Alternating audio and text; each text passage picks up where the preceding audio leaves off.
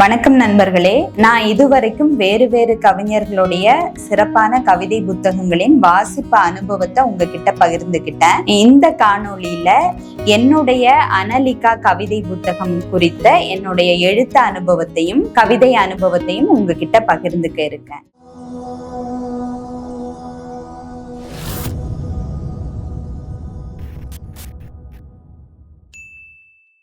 அனலிகாங்கிற பேரு எல்லாரும் கேட்டாங்க, ஏன் அது வித்தியாசமா இருக்கு அந்த பேருன்னு. அனலிகா அப்படிங்கறதோட பொருள் தைரியமானவள், சூரியனிலிருந்து சோலை செய்பவள் அப்படின்னு சொல்லலாம். அதோடைய அர்த்தம் அதுதான். ஒரு வெப்பம் தகிக்கக்கூடிய பாலைவனத்திலையும் ஒரு செடி தன்னைத்தானே உயிர்ப்பித்து கொள்ளும் அப்படிங்கிற அந்த ஒரு வரிக்காக நான் இந்த அனலிகாங்கிற பெயரை நான் தேர்ந்தெடுத்தேன். இந்த சமூகம் ஒரு பெண்ணை எத்தனை ஒடுக்கி அவளை வீட்டுக்குள்ள வச்சிருந்தாலும் அவள் தன்னைத்தானே வெளிப்படுத்தி கொள்வாள் அப்படிங்கிறத இந்த அனலிகா புத்தகத்தில் இருக்கக்கூடிய நிறைய கவிதைகள் பேசி இருக்கின்றன.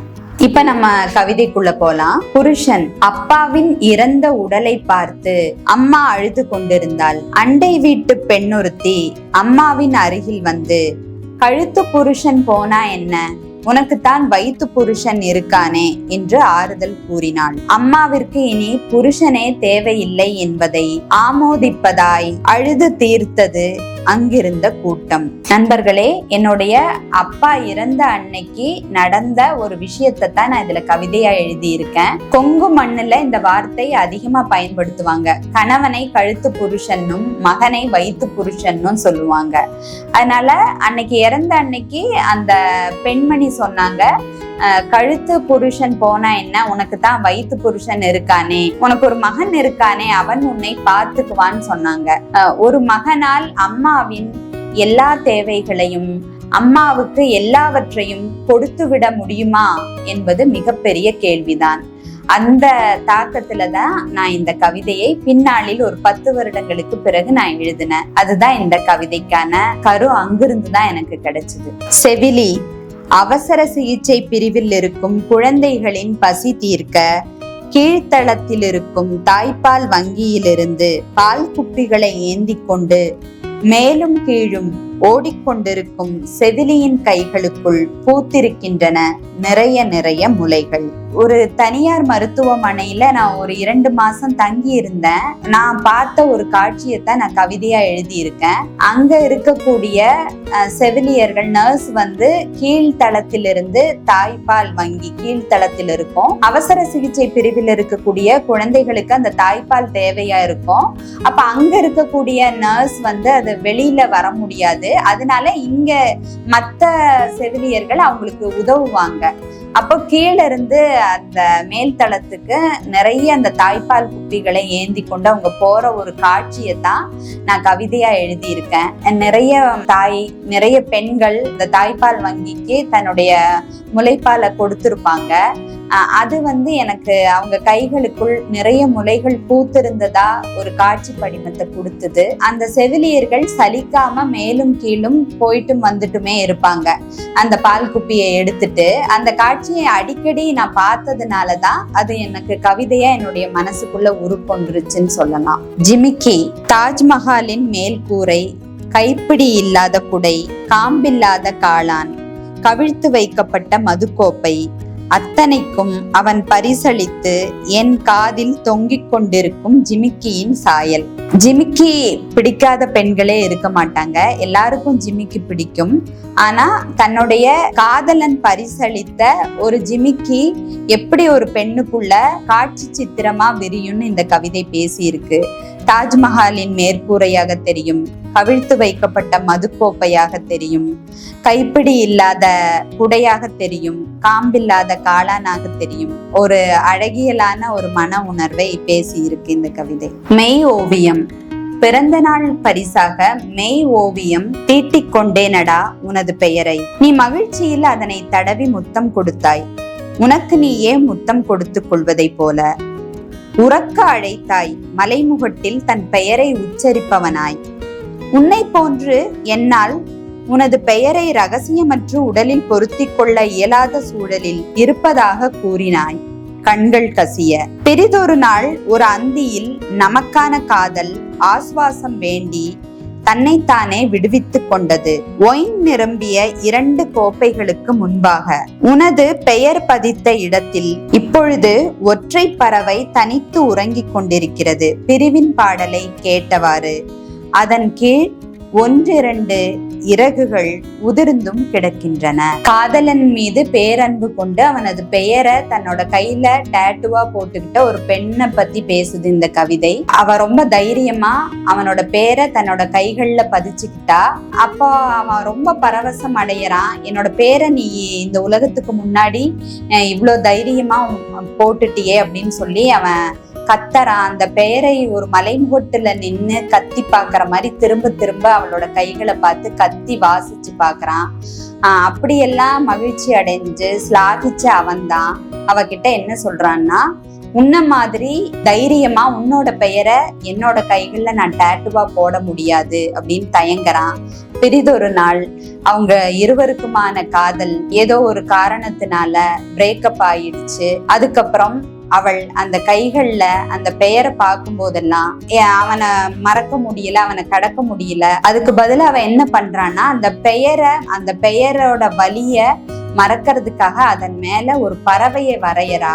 மாற்று மெய் ஓவியம் ஒன்றை அதன் மேல வரைஞ்சதுக்கு அப்புறம் அவ தனிமையில இருக்கும்போது அவனுடைய பெயர் இருந்த இடத்துல இப்போ ஒரு பறவை உறங்கி கொண்டிருக்கிறது. அதிலிருந்து சில இறகுகள் உதிர்ந்தும் கிடக்கிறது. பிரேக்கப்ப பேசக்கூடிய ஒரு கவிதை இது. ரோமியோ ஜூலியட் சரீரத்தில் திரண்டு வளரும் முலைகளை சுமப்பது சற்று மேலிருக்கும் குரல் வளையை அழுத்தி நெருப்பதை போல இருந்தது. நீண்டு வளரும் கூந்தலை கத்தரித்து கொண்டதிலிருந்து இடைவிடாமல் ஏகாந்தமாய் விரல்கள் கோதிக்கொண்டிருந்தன. ஆணின் உடை அணிந்து நடக்கையில் கேலி பேச்சு குறித்த கவலைகள் எதுவுமற்று மிடுக்குடன் தெருக்களில் சுற்றித் திரிந்தாள். கல்லூரி ஆண்டு விழாவில் ரோமியோ வேடம் அணிந்தவளை நெற்றியின் மீது வைத்த ஒற்றை முத்தம் அவளது பிறப்பிற்கு பரிசளிக்கப்பட்ட மலராய் பூத்திருந்தது. சிறிது சிறிதாக அவளுக்குள் துளிர்த்து கொண்டிருக்கும் ரோமியோவை முழுமையாக மீட்டெடுத்த ஜூலியட் அவளானதை யாருக்கும் தெரியாமல் ரகசியமாக பாதுகாத்தாள். ஒரு பெண்ணா வளர்ந்துட்டு இருக்கக்கூடிய ஒருத்தவங்களுக்குள்ள ஒரு ஆணுடைய மனம் துளிர்க்க ஆரம்பிக்குது. ஆரம்பத்திலேயே அந்த மனம் அவங்களுக்குள்ள இருக்கும். அவங்களுடைய வயதை அவங்க கடக்கும் போது அது அவங்களுக்கு அப்பட்டமா தெரிய ஆரம்பிக்கும். அந்த டைம்ல திருநங்கை எப்படி தனக்கு ஒரு புடவை அணிந்து கொள்வதை அவங்க ரொம்ப மகிழ்ச்சியா பாக்குறாங்களோ, அது மாதிரி அவங்க ஒரு ஆண் உடை தரித்து கொள்வதையும் முடி வெட்டிக்கிறதையும் ஆண்களை மாதிரி ட்ரெஸ் பண்ணிக்கிறதையும் அவங்க ரொம்ப விரும்புவாங்க. இந்த சமூகம் ஒரு கட்டம் வரைக்கும் அதை ஏத்துக்கும். ஒரு பெண் ஆணுடை அணிஞ்சு நடக்கிறத ஒரு கட்டம் வரைக்கும் ஏத்துக்கும். அது அதிகமா போய் அவ ஒரு ஆணாகவே மாறி வாழ ஆரம்பிக்கும் போது நிறைய வசைகளையும் நிறைய ஒதுக்கப்படுதல்களையும் மேல திணிக்கும். இந்த கவிதை அப்படியான ஒரு காலகட்டத்துல தன் கூட இருக்கக்கூடிய ஒரு பெண் தோழி அவளுக்குள்ள இருக்கக்கூடிய ஆணை நேசிக்க ஆரம்பிக்கிறா. எல்லாரும் ஒதுக்கப்படும் பொழுது அந்த பெண் அந்த ரோமியோ ஜூலியட் வேடம் அணிந்து நடக்கக்கூடிய அந்த நேரத்துல அந்த மேடையில அவ கொடுக்கிற அந்த ஒற்றை முத்தம் அவளுக்கு உள்ள இருக்கக்கூடிய அந்த ஆணுக்கு கிடைத்த முத்தமா அந்த திருநம்பி அத பரிசா அதை எடுத்துக்கிறாரு அப்படிங்கிறது தான் இந்த கவிதை பேசியிருக்கு. தேயிலை பால் கசியும் மார்புகளை தேயிலை செடியின் மறைவில் அமர்ந்து கொண்டு அதன் வேர்களில் பீச்சி ஆசுவாசம் ஆகிறாள். தேயிலை நிரம்பிய சாக்கு மூட்டை எடை குறைவாக இருப்பதாக கூறி பாதி கூலியை குறைத்து தருகிறான் மேலாளன். பணி முடிந்து அவள் கனத்த மனதுடனும் கனமற்ற முலைகளுடனும் வீடு திரும்புகிறாள். இந்த கவிதையை எழுதுறதுக்கான என்னுடைய மன உணர்வு எங்கிருந்து ஆரம்பிச்சதுன்னா, தேயிலை தோட்ட தொழிலாளிகள் குறித்து எனக்கு நிறைய விஷயம் என்னோட மனசுக்குள்ள எப்பவுமே இருக்கும். என் பாட்டி ஒரு தேயிலை தோட்ட தொழிலாளி தான்.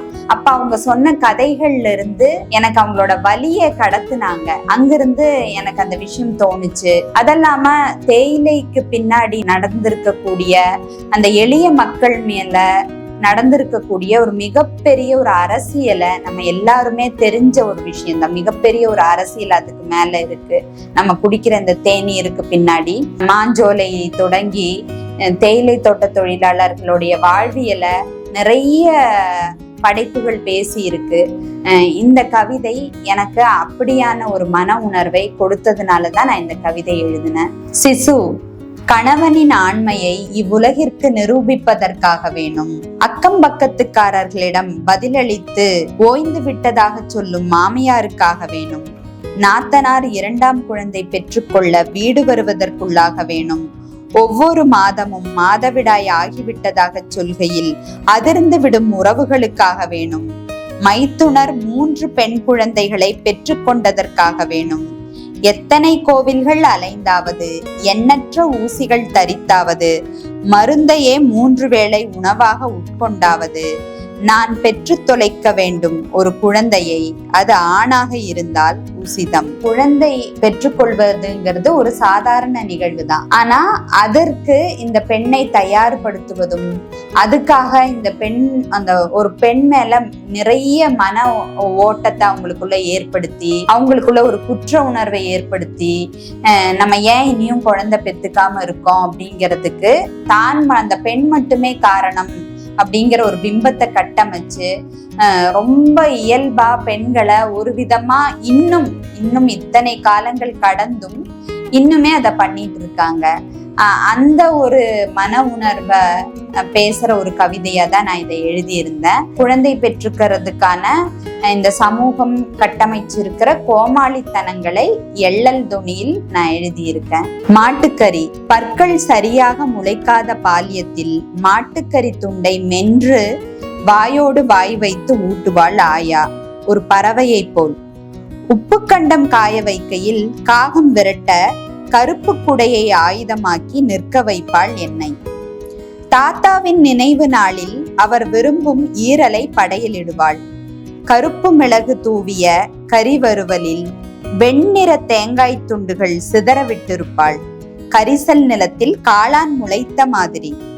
திருவிழா காலங்களில் கொல்லையில் கரியை கூறிட்டு அக்கம்பக்கம் உள்ளவர்களுக்கு சேம்பிலையில் பங்கு வைப்பாள்.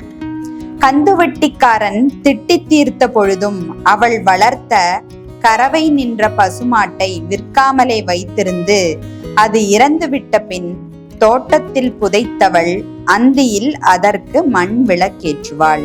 மாட்டுக்கறி பத்தின என்னோட இந்த கவிதை மாட்டுக்கறி சாப்பிடக்கூடிய ஒடுக்கப்பட்ட மக்களை, அவங்களுக்கு அன்னைக்கு நிகழ்ந்த அநீதி எவ்வளவு பெரிய கொடூரமானது. மாட்டுக்கறி சாப்பிடக்கூடிய மக்கள் ஒரு கடினமான மன உணர்வை கொண்டவங்க, அவங்கள்ட்ட இரக்கம் இல்லாதவங்கன்னு ஒரு பிம்பம் வருது. இப்படி இல்ல, என் பாட்டி மாட்டுக்கறியை சமைப்பாள், என்னோட தாத்தாவுக்கு படையலிடுவா, அதே சமயம் என்னுடைய பக்கத்து வீட்டுக்காரர்களுக்கு பங்கு வைப்பா, அவதான் தான் வளர்த்த மாடு கறவை நின்றுச்சுன்னு அதை அடிமாட்டுக்கு அனுப்பாம அது இறந்ததுக்கு அப்புறம் கொல்லையில் அதை புதைச்சவ அதுக்கு மண் விளக்கேற்றி தினமும் வழிபடுவாள் அப்படின்னு இந்த கவிதை பேசி இருக்கு. நாம் என்ன உண்கிறோம், நாம் என்ன உடை உடுத்துகிறோம் அப்படிங்கிறத நம்ம தான் முடிவு பண்ணணும். எந்த உணவும் ஒரு மனிதனின் குணத்தையோ அவங்களுடைய வாழ்வியலையோ பிரதிபலிக்காது. உணவுக்கும் குணத்துக்கும் எந்த சம்பந்தமுமே இல்லை அப்படின்னு இந்த கவிதை பேசியிருக்கு. இந்த கவிதை வாசகசாலை வெளியீடாக வந்திருக்கு. வாசகசாலை பதிப்பகத்திலையும் இந்த கவிதை கிடைக்குது. இந்த கவிதை புத்தகம் உங்களுக்கு வாங்கணும்னா கீழே டிஸ்கிரிப்ஷன்ல இதை பத்தின தகவல்கள் இருக்கு, நீங்க வாங்கி படிக்கலாம். நன்றி.